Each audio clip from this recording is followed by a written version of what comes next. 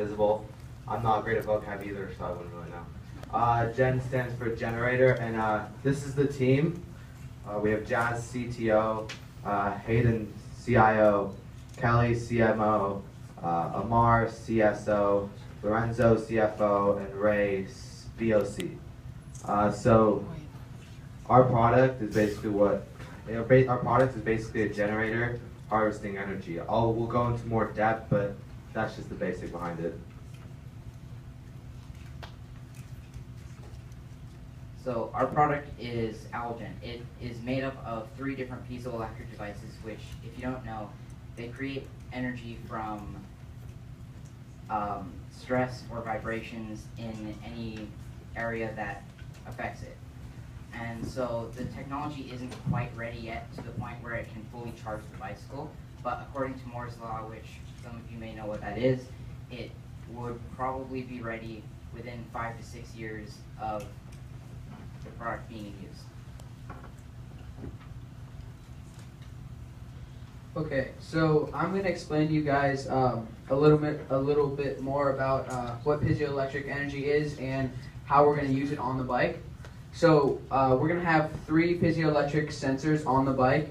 And first of all, just raise your hand if you knew what piezoelectric was before this presentation. Well, the kids don't count, the adults. Okay, so we're going to have one of them in the mud flap of the bike because that is a considered flimsy part of the bike.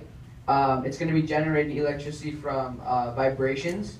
Now we're also going to have one in the seat of the bike, which is going to be generating electricity from stress and pressure.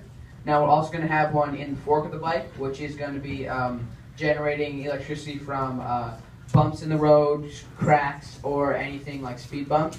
Now we're also going to have, actually, if you're not a very large person, and then the seat would not be generating as much electricity as if you were a larger person. So, but the mud flap and the fork of the bike will be always generating electricity no matter how big you are. Now I'm going to be passing it on to Kelly, our CMO.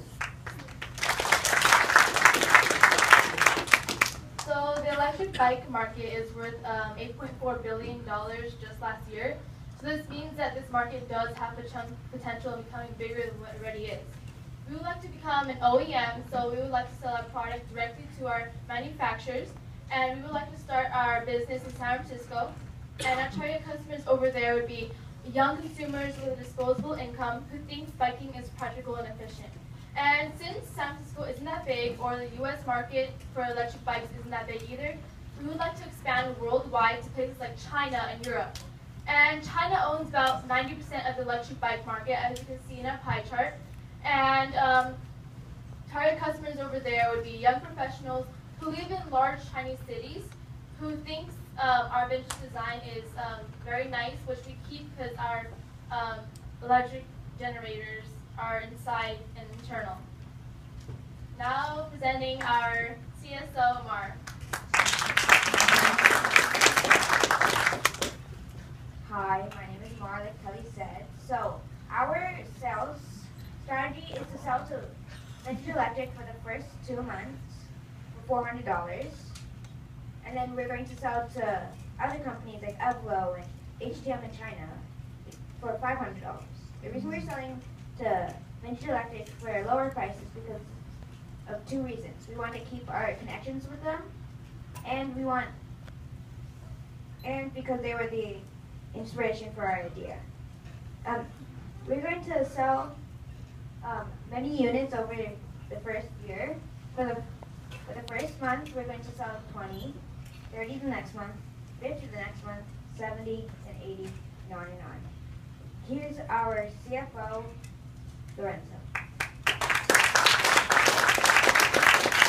Hello, as Mars introduced me, I'm Lorenzo, I'm the CFO. And for the parents who don't know what this is a cash flow chart. So for month 1 and also month 2, which isn't featured on this graph, we'll be selling 20 and 30 units. For those first 2 months, we'll be solely selling to Vintage Electric because that's 2 months for really to just get our name out there, let people see our product, see how well it works.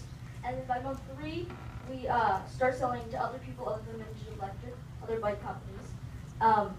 We just keep selling more units and more units. But the biggest spike you see though is by month 9 and 11. This is because we'll be selling to like the biggest bike manufacturers by then. That is also when we break even or when our revenues pass our expenses. That's the biggest moment for us. So by the end of the year, we'll be able to sell 7,200 units and make $3,595,000 in revenue, and in gross revenue, $137,000. Now for our VOC rep. Hi, I'm Ray, and I'm going to explain the competitive analysis of our product. We researched a couple of alternative ways to charge your bike, and the two main ones we had were solar and wind. The solar and wind did have their share of problems. Like, solar was either too big, too heavy, or too expensive. Sorry. Solar was around 50 inches by 40 inches, roughly, and it cost around $2,000, and it weighed almost 20 pounds, so it was just really inconvenient. And wind was also a little too heavy and too big, but the main problem that wind had was a lot of the products made the bike look more high-tech, and high-tech and vintage just don't go well together. Like, it was just like an attachment to the bike that would make it look like more high-tech, but it wouldn't keep the vintage feel. In fact, the customer actually did say, I want to keep the vintage look on my bike. And this customer prefers to stay anonymous, by the way. Now to Adam for the closing speech.